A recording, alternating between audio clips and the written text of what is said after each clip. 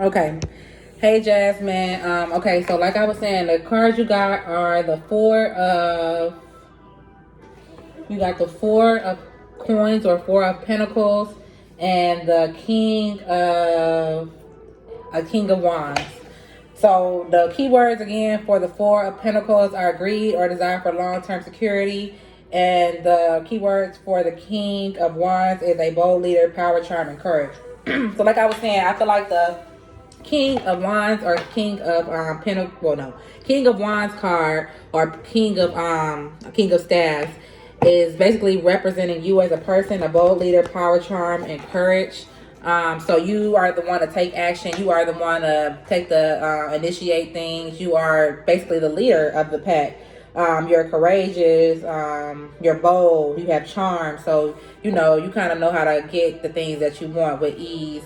Um, as far as that goes. But on the other side, the other card, greed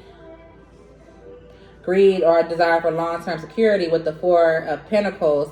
I feel like that right there is kind of the downfall, or not really the downfall, but that is kind of like the issue that's going on right now. Maybe you have gotten to a point where you are feeling stable, or the most stable that you felt in a while, or like your finances are finally getting to where they want to be, and it might come off like you're being selfish or greedy to other people.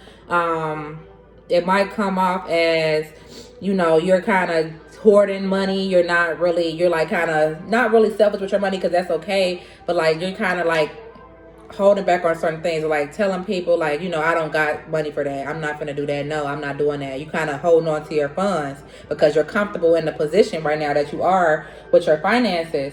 But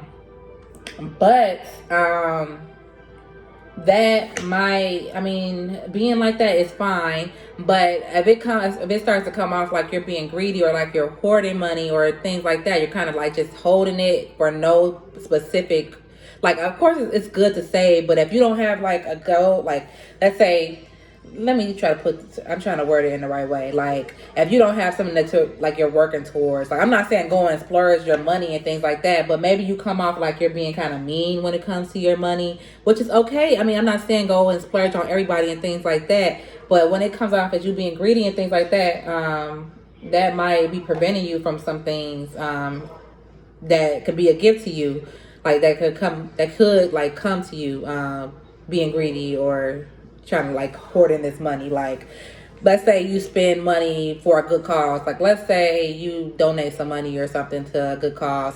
That's good karma for you. Not saying that you have to do this necessarily, but that's just an example. Like, that's good karma for you to donate to charity. That means like, you're gonna get something. You shouldn't do it just to be looking for something in return, but good karma can come to you from doing things like that. Like, not like and then like if you feel like like for certain things, like you are able, if you have the money, go ahead and enjoy yourself. Don't hold that back. Like, if you have the money to take a trip or something, don't be like, well, I don't have enough money to do this. If you have the money, just go ahead and you're gonna get some type of reward. You're gonna feel happy that you took that trip, even if you feel like your finances are not where it needs to be for that trip, but you do have the money to get there and things like that, and have a little spending money or whatever. Just that new experience can be rewarded to you. So I feel like you're kind of holding yourself back by trying to hoard these finances, trying to kind of prevent that's okay. Like, it's okay, but for certain things you need to kind of let loose. And that can also be applied to your relationship. Maybe you're in a relationship that's kind of like, one of you guys come off as clingy, or maybe you might come off as too possessive of your partner, and you kind of are like always looking like, what you doing, what's going on, like you kind of possessive over them.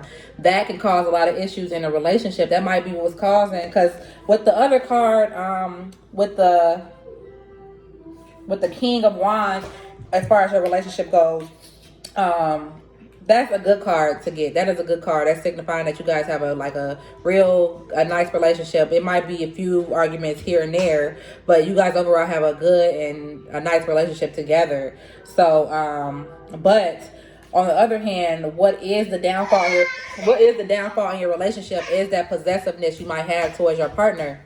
And you kind of need to let loose and kind of let them still be their own person. And I'm not saying go ahead and let him be on BS with you or nothing like that. You know, try to get over on you. Of course, still have your boundaries and things like that. But you kind of need to allow him to be his own person still, because that's going to ensure that, you know, everybody needs their space. Everybody has to get their space and be feeling like they're free and that they are still their own person outside of the relationship. So those are the 2 cards I got. Please let me know if you have any further questions or you need further details. I will also send you the internet interpretation of each card, and maybe you can kind of come with your own conclusions. But let me know if you have any questions. All right, girl.